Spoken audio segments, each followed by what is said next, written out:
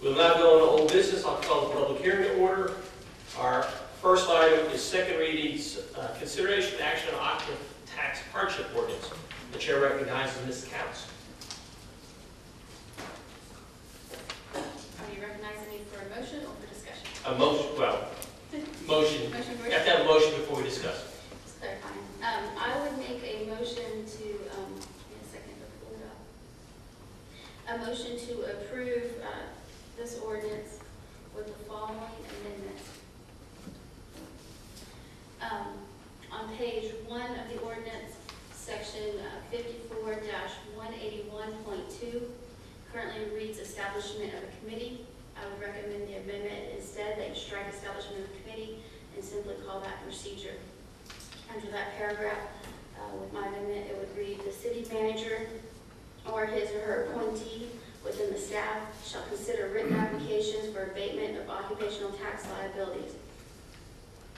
The rest of that sentence, that within commas would be stricken, and it would pick up in cases involving a demonstrated hardship of the assessment within a reasonable period of time.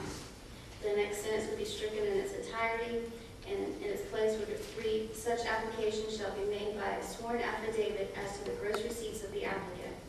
It will pick up as the rest of it currently reads, until you get to any communication, recommendation, action, or decision by the city manager or his or her appointee, strike or committee regarding the financial hardship process shall be confidential and shall be within the sole discretion of the city manager or his or her appointee. Again, strike the words or committee. And then under the eligibility section, I believe the last council meeting I had proposed, we raised the limit in section 54-181.3A to $2 million instead of $1 million. So I would make a motion to approve this ordinance with those amendments. There's a motion. Is there a second on that motion? Mr. Mayor, I'll second that motion. Is there a second by Mr. Spahn? Ms. Counts, the floor is yours. Thank you, Mr. Mayor. This is something that the council has been discussing for several weeks now. I believe this first appeared on our council agenda back on February 14th or February 28th council meeting. Something that in speaking with our small businesses, as I've said in our work sessions, and speaking with our small businesses and asking them what the city can do to help, the response I've gotten consistently has been business taxes, occupational taxes. And as I explained in the work session, if you look at the numbers, the city really doesn't collect a whole lot from businesses in occupational taxes. In fact, I believe 11 of our businesses here in the city of Snellville pay 42% of our occupational taxes. There's roughly 1,200 businesses here in Snellville.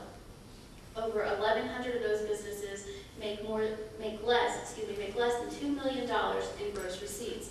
And the way our current occupational tax structure works is you are taxed based on the amount of gross receipts you make each year. So more than 1,100 of those make less than $2 million. And they pay about $150,000 in occupational taxes, those 1,100 businesses. The rest of the taxes are collected by a few large major corporations. This ordinance as proposed tonight would help those 1,100 plus businesses, what we consider small businesses here in the city of Snellville. Admittedly, the exemption would not be a great deal of money. You're talking about roughly $30,000 in reduction to the city. But as we've discussed in work session, this ordinance proposal was about goodwill and showing our small businesses that we've listened to you and we hear you and we're trying to do what we can to help you.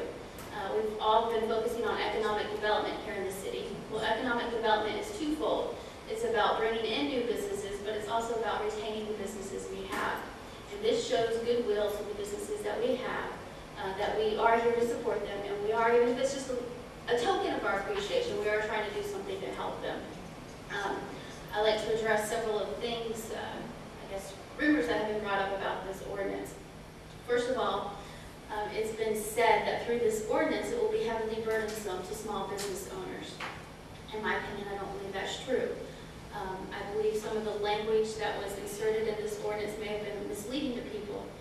There is no requirement that a committee be formed to review the application of business owners so that they can apply for the hardship. Rather, a business owner simply has to make an application to referred to previously was a committee of city staff. I've asked that we remove that language so that the application just be made to the city manager or his appointee.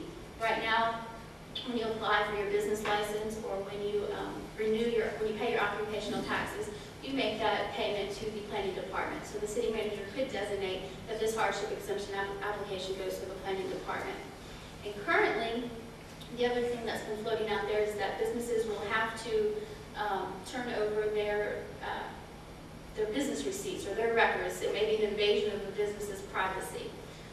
It's not my intent for that to happen, and that's why I've asked for that amendment that you add a sworn affidavit of the applicant.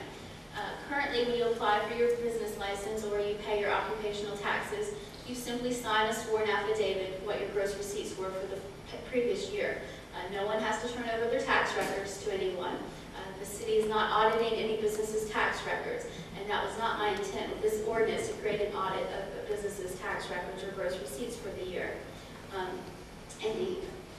In the second part of section 54-181.2, it refers that the council can actually set up the policies and procedures for this ordinance to be enforced. And that would be the second step if this ordinance were to pass, would be to follow up with policies and procedures. And so the council could make any application process they want. But as this ordinance reads, it does not require any audit of the business records. So it would not be unduly burdensome to the businesses. I asked for the increase from $1 million cap to a $2 million cap because we could simply affect almost every business in the city of Snellville by doing this. And there's also been some rumors that this will only lead to about a $20 savings to the businesses. And that's true. This is capped at 20% of whatever your taxes are. And if you're only paying, I guess, $100 in taxes, then yeah, you're only going to have a $20 savings. But if you're a business that's paying $2,000 or $3,000 in taxes, and there are some out there making $2 million or less that are paying that much, then you're talking about a few $100s.